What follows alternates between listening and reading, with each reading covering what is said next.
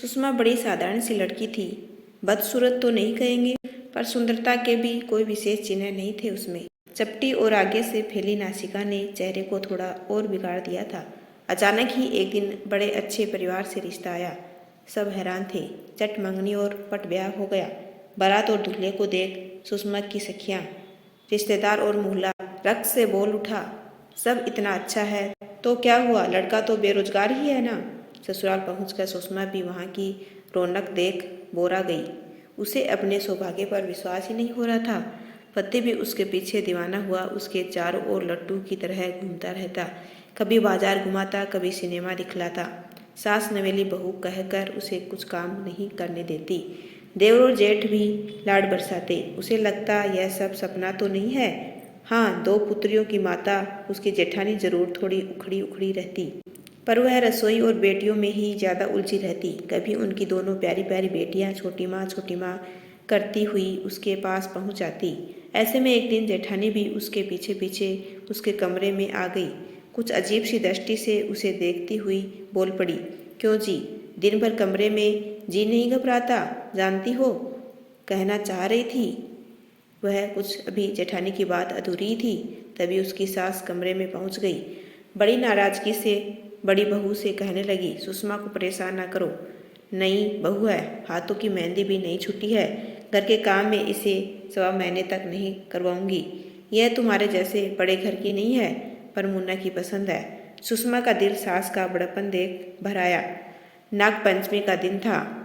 सुषमा पति के साथ मंदिर से लौटते समय गोलगप्पे खाने और सावन के रिमझिम फुहार में भीगने पति को भी खींच लाई। जब गाना गुनगुनाते अध भीगे कपड़ों में सुषमा ने घर में प्रवेश किया, तभी सास गरज उठी, यह क्या किया, पानी में भीगने से मुन्ना की तबीयत खराब हो जाती है। वे दवा का डब्बा उठा लाई, जल्दी जल्दी कुछ दवाइयाँ देने लगी। सुषमा हैरान थी, जरा सा छींकने से सासू माँ इतना नाराज क्यों हो गई। शाम होते ही उसके पति को तेज पेट दर्द और जवर हो गया। सास उसे बड़ी नाराज थी। पारिवारिक उम्र दराज डॉक्टर आए। वह डॉक्टर साहब के लिए चाय लेकर कमरे के द्वार पर पहुंची। अंदर हो ही रही बातें सुनकर सन रह गई। डॉक्टर साहब से धीमी आवाज में कह रहे थे, लास्ट स्टेज में यह बदपरहेजी ठीक नहीं है। आपको मैंने इसकी शादी करने से भी रोका था। सुषमा के आंखों के सामने अंधेरा छाने लगा, जैसे चक्कर खाकर गिर जाएगी। तभी न जाने कहाँ से आकर जेठानी ने उसे सहारा दिया, उसे बगल के कमरे में खींचकर ले गई। उन्होंने फुसफुसाते हुए बताया, उसके पति को कैंसर है। इस बात को छुपाकर उसे विवाह करवाया गया ताकि उसका पति मरने से पहले ग्रस्त सुख भोग ले।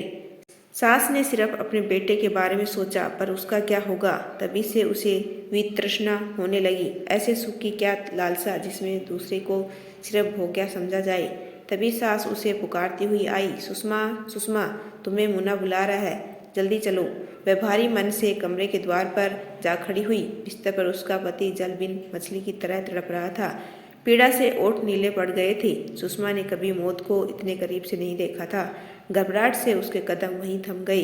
तभी अचानक उसके पति का शरीर पीड़ा से ऐंठ गया और आंखों की पुतलियां पलट गई। सास जलती नजरों से उसे देखकर बुदबुदा उठी, भाग्यहीन, मनहूस, मेरे बेटे को खा गई। उसे लाड करने वाला ससुराल और उसे प्यार से पान के पत्ते जैसा फेरने वाली सास पल भर में बदल गई। सास हर समय कुछ न कुछ उलाहना देती रहती। सुषमा प्रस्तर पाषाण प्रतिमा बनकर रह गई। उसके बाद सुषमा को कुछ सुध न रहा। सास ने ठीक 13वीं के दिन सफ़ेद साड़ी में सारे गहने उतराकर घर के पुराने ड्राइवर के साथ उसे उसके मैके भेज दिया। सुषमा की मां ने दरवाजा खोला। सुषमा द्वार पर बेधव्य बोझ से सिर झुकाए खड़ी थी। वह सचमुच पत्थर बन गई थी। वह पूरा दिन किसी अंधेरे कोने में बैठी रहती। सास के कई शब्द उसके मन मस्तिष्क में जैसे नाचते रहते। भाग्यहीन, मनहूस, उसका पूरा परिवार सदमे में था। तभी एक और झटका लगा। पता चला सुषमा माँ बनने वाली है। तब सुषमा के पिता ने कमर कस लिया। वैसे हालत में सुषमा का दाखिल तुरंत नर्सिंग की पढ़ाई के लिए पारा मेडिकल कॉलेज में करवा दिया। सुषमा बस कठपुतली की तरह उनके कहे अनुसार काम करते रहती। उसके पापा हर रोज अपनी झुकती जा रही कमर सीधी करते हुए बच्चों की तरह उसका हाथ पकड़कर कॉलेज ले जाते और छुट्टी के समय उसे लेने गेट पर खड़े मिलते। मई की तपती गर्मी में सुषमा के पुत्र ने जन्म लिया। सुषमा अनमने ढंग से बच्चे की देखभाल करती। कहते हैं समय सबसे बड़ा मरहम होता है।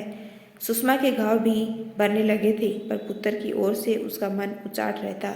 जिस समय ने उसके घाव भरे थे, उसी बीतते समय ने उसे वृद्ध होते पिता को तोड़ दिया था। ऊपर से शांत दिखने वाले पिता के दिल में उठते जवार भाटे ने उन्हें दिल के दौरे से अस्पताल पहुंचा दिया। अडिग चट्टान जैसा सहारा देने वाले अपने पिता को कमजोर पड़ते देख सुषमा जैसी नींद से जागी उसके पिता की रात दिन सेवा शुरू कर दी। पिता की तबीयत अब काफी ठीक लग रही थी। उनके चेहरे पर वापस लौटती रंगत देख सुषमा आश्वस्त हो गई। वह रात में पापा के अस्पताल के बेड बगल के सोफे पर ही सोती थी। वह पूनम की रात थी। खिड़की के दमकते चांद की चांदनी कमरे के अंदर तक बिखर गई थी। तभी पापा ने उसे अपने पास बुलाकर बिठाया और उसके सिर पर हाथ फेरते हुए बोले, बेटा तुम्हें अपने पैरों पर खड़ा होना है, मजबूती से, समझी? सुषमा ने हिचकते हुए जवाब दिया।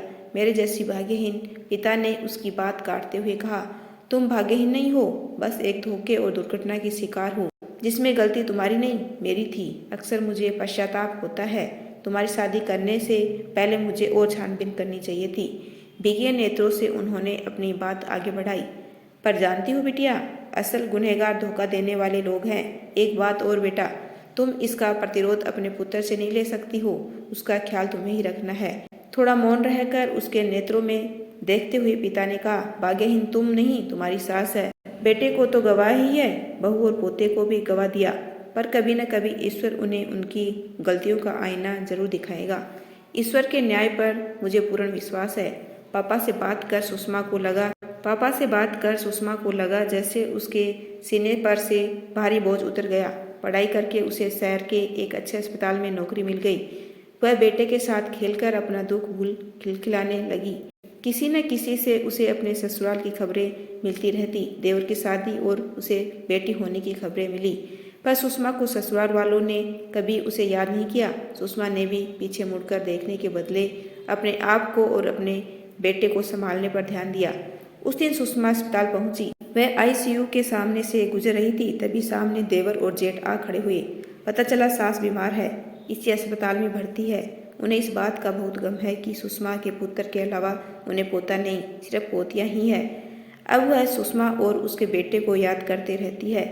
एक बार पोते का मुंह देखना चाहती है। देवर ने कहा, भाभी बस एक बार मुन्ना भैया के बेटे को अम्मा के पास ले आओ, सुना है बिल्कुल भैया जैसा है। तभी जेठ बोल पड़ी, सुषमा मैं तो कहता हूँ अब तुम हमारे साथ रहने आ जाओ, मैं कल सुबह ही तुम्हें लेने आ जाता हूँ। सुषमा बिना कुछ जवाब दिए अपनी ड्यूटी कक्ष में चली गई। वह उनकी बेशर्मी देख वह अवाक थी। वह चुपचाप अपना काम कर रही थी, पर उसके माथे पर पड़े शिकन से स्पष्ट था उसके मन में बहुत सी बातों का तूफान चल रहा है। वह सोच रही थी, पहले तो उसे खिलौना समझ मन्नासन पुत्र की कामना पूरी करने के लिए धोखे से विवाह करवाया, बाद में दूध में पड़ी मक्खी की तरह फेंक दिया। आज अपनी पोत्रियों को पुत्र से कम आंका जा रहा है क्योंकि वे लड़कियां हैं। अच्छा है वह आज ऐसे ओछे परिवार का हिस्सा नहीं है। क्या उसके पुत्र को ऐसे लोगों के साथ रखकर उन जैसा बनने देना चाहिए? बिल्कुल नहीं, वह ऐसा नहीं होने देगी। मन ही मन उसने कुछ निर्णय लिया। घर जाने से पहले उसने छुट्टी की अर्जी दी। उसी रात को वह ट्रेन से बेटे को लेकर निकट के दूसरे शहर चली गई। वहाँ के अच्छे बोर्डिंग स्कूल में बेटे का नाम लिखवा दिया। काफी समय से बेटे का दाखिला इस स्कूल में करवाने का मन बना रही थी। वह 3-4 दिनों के बाद वापस घर लौटी। अगले दिन अस्पताल के सामने ही देवर मिल गया।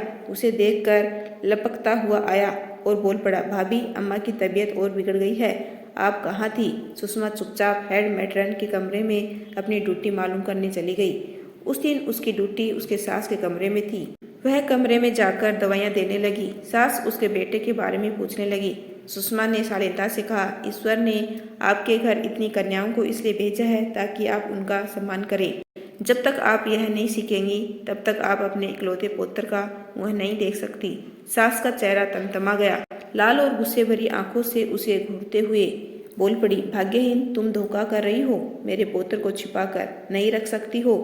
तुम्हारी जैसी मामूली लड़की की औकात नहीं थी मेरे घर की बहू बनने की। सुषमा ने उनकी बात बीच में काटते हुए कहा, भाग्यहीन मैं नहीं आप है, सब पाकर भी खो दिया।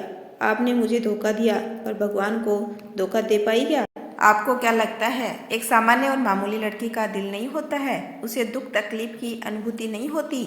एक बात और है, देखिए, आज आपको मेरे जैसी मामूली लड़की के सामने इतना अनुनय विनय करना पड़ रहा है। अगली सुबह सास के कमरे के आगे भीड़ देख तेज कदमों से वहां पहुंची। पता चला अभी अभी दिल का दौरा पड़ने से सास गुजर गई। पास खड़े अस्पताल के वार्ड बॉय को कहते सुना, दिल की मरीज थी। कितनी बार डॉक्टर साहब ने इन्हें शांत रहने की सलाह दी थी। अभी भी ये अपनी बहुओं को बेटा न पैदा करने के लिए जोर जोर से कोस रही थी। उससे ही तेज दिल का दौरा पड़ा। सुषमा ने पापा को फोन कर सास के गुजरने तकलीफ की अनुभूति नहीं होती। वह ऑफिस में माथे पर हाथ रखे बैठी सोच में डूबी थी। पुत्र से भेंट न कराकर उसने गलती कर दी क्या? तभी पीछे से पापा की आवाज आई, सुषमा, जिसके पास सब कुछ हो फिर भी खुश न हो, यह उसकी नियति है। यह ईश्वर की मर्जी और न्याय है। हमारे समाज में जब नारी की चर्चा होती है या विवाह की बातें होती है तब विषय अक्सर उसका रंग रूप होता है। विरले ही कोई नारी की योग्यता को प्राथमिकता देता है। क्या नारी सिर्फ भोग्या रहेगी? यदि आपको मेरा छोटा सा प्रयास अच्छा लगा हो तो चैनल को लाइक शेयर एंड सब्सक्राइब कीजिए। आपका अपना कीमती समय देने के लिए दिल से धन्यवाद।